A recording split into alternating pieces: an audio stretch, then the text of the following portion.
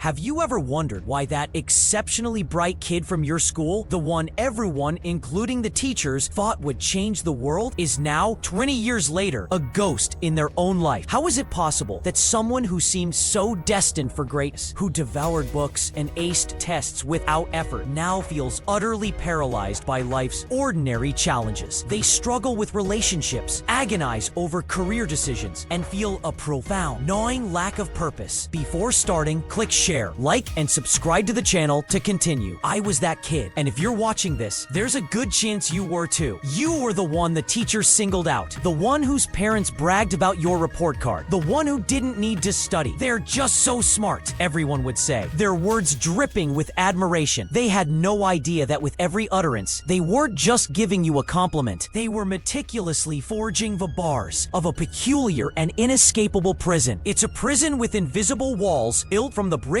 of expectation and the mortar of identity. Think of it as a golden cage. It's beautiful, it's enviable from the outside, and it gets you a lot of attention. But it is, and always will be, a cage. With each academic achievement, each gold star, each proud whisper of "you're a genius," another bar was welded into place. Until one day, without a sound, the door quietly locked behind you. Today, we're going to dissect this prodigy's curse. We will explore what happens when intelligence stops being a useful tool and becomes the entire brittle foundation of who you believe you are. And we're going to uncover how that very belief, the belief that I am smart, can lead to a life of profound disconnection, chronic anxiety, and quiet stagnation. Take a moment right now. Be brutally honest with yourself. What activity, what skill, what new hobby have you been actively avoiding solely because you suspect you might not immediately excel at it? Maybe it's learning a language, playing the guitar, trying a new sport, or even just going to a dance class. Feel that resistance in your chest, that tightness, that internal voice that says, "Don't do it, you'll look foolish." That is the sound of the cage door rattling, explaining the core conflict with dawning realization, because when your entire self-concept, the very bedrock of your worth, is built around being the smart one, then failure isn't just an event, it's an indictment. Struggle isn't a part of the process. It's a terrifying verdict on your identity. It feels like an existential crisis. My first real encounter with the walls of my own cage was in a university calculus class. After coasting through mathematics my entire life, I was suddenly confronted with problems that felt like a foreign language. The healthy response would have been to raise my hand, go to office hours, or form a study group. But my mind, conditioned by years of praise for my natural intelligence, had a different, more toxic thought pattern. If I am truly smart, I should figure this out on my own. Asking for help is admitting that I'm not who everyone thinks I am. This is the insidious logic of what Stanford psychologist Carol Dweck calls the fixed mindset. It's the belief that your intelligence is a static, innate trait. In this mindset, every task becomes a test. Every challenge is a potential verdict on your core worth. Success proves you're smart. Struggle proves you're an imposter. I would sit alone in my dorm room, textbook open, feeling the crushing weight of that identity with every problem I couldn't solve. It was the first time in my life I felt like a fraud. This is the great paradox of the gifted child. The very quality that once made life feel effortless becomes the primary reason life gets so unbearably hard. Your intelligence isn't a trait anymore. It's a mask you've worn for so long, you've forgotten you have a face underneath. And because your identity is built on effortless achievement, the mere act of effort becomes threat. This creates 3 devastating patterns of exile that follow smart kids into adulthood. First is the exile from experience. When you're terrified of not being the best, you develop an incredibly narrow comfort zone. You subconsciously only pursue activities where success is guaranteed. Your life becomes a curated gallery of your own successes. Imagine your true potential is a vast, uncharted landscape full of mountains and oceans, but you're only allowing yourself to walk on a single, well-worn, paved path because you know you won't stumble. The Danish philosopher Søren Kierkegaard wrote that anxiety is the dizziness of freedom, the paralysis that comes from seeing infinite possibilities. For the person in the golden cage, this dizziness is so overwhelming that they choose to stand still. Second is the exile from connection. You replaced authentic human connection with intellectual analysis. I've spent countless hours at social gatherings, not as a participant, but as a detached anthropologist, observing communication patterns instead of actually communicating. Instead of experiencing an emotion with someone, you observe and calculate. It's utterly exhausting. exhausting. As researcher Brené Brown has shown, genuine connection is born from vulnerability, from the courage to be seen in our imperfection. But for the person trapped in the smart identity, imperfection is the enemy. Third, when the pain of disconnection becomes too great, is the exile into arrogance. This is the final, most tragic defense. You convince yourself that you're not connecting with others because you're simply too deep, too complex for their ordinary lives. They just don't get me becomes the armor you wear to protect yourself from the sting of loneliness. But it's a fortress that just locks the loneliness in. If you recognize yourself in these patterns, hear this. This isn't a character flaw. It's a brilliant, adaptive strategy your younger self developed to feel safe and valued. But the strategy that got you here is now the very thing preventing you from getting where you truly want to go. The way forward isn't about becoming less intelligent. It's about dethroning intelligence as your sole source of identity. It's about deliberate, systematically stepping into situations where you don't have all the answers. It means giving yourself permission to be a beginner again, clumsy, uncertain, and gloriously human. Theodore Roosevelt said it best in his famous "The Man in the Arena" speech. It is not the critic who counts. The credit belongs to the man who is actually in the arena, whose face is marred by dust and sweat and blood, who strives valiantly, who errs, who comes short again and again, because there is no effort without error and shortcoming. For too long, you've been the critic, even of your own life. It's time to get in the arena. My personal turning point came when I forced myself to join an improv comedy class, the single worst environment for a perfectionist. For the first 6 weeks, it was pure torture. I would freeze on stage, my heart pounding, my mind racing to find the smartest response. But I kept going, and slowly, something began to shift. I started to laugh at my own mistakes. I started connecting with my classmates, not through witty analysis, but through shared, spontaneous vulnerability. I will never forget the moment the cage door finally shattered. We were in the middle of a scene, and my mind went completely, utterly blank. In the past, this would have been my ultimate nightmare. But instead of the familiar panic, a strange lightness spread through my body. I turned to my scene partner in front of everyone and said, "I have absolutely no idea what happens next." The audience roared with laughter, not at me, but with me. And in that single moment of admitted public imperfection, I felt the golden cage door fly off its hinges. I was free. That class didn't make me a great performer. It did something far more important. It helped me dismantle the walls I had spent a lifetime building. If you're caught in this trap, know that the door has always been unlocked. You can step out anytime you choose by embracing one simple truth. Your intelligence is a tool to navigate the world, not the measure of your worth within it. So here's my challenge to you. Your mission, should you choose to accept it, in the next 7 days, do one thing you know you will be gloriously, refreshingly bad at. Go to that salsa class, pick up that guitar, write that terrible first poem. Let others see you struggle. Connect through your shared humanity, not your projected perfection. And I want you to make it real. Go down to the comments right now and declare the one thing you're going to do this week. Don't just think about it, type it out. There's power in that public commitment, and you'll be inspiring a whole community of people who are choosing to be brave alongside you. If this message resonated with you, please give this video a thumbs up so more people can find it. And if you haven't already, subscribe and hit the notification bell for more content that challenges the cages we build for ourselves. Finally, if you know someone, a friend, a family member who's trapped in their own golden cage, share this video with them. It might be the key they've been waiting for. Feel the exhilaration that comes with setting down that heavy mask and breathing freely, perhaps for the first time since you were a child. The freedom waiting on the other side is worth every single moment of discomfort. Thanks for watching.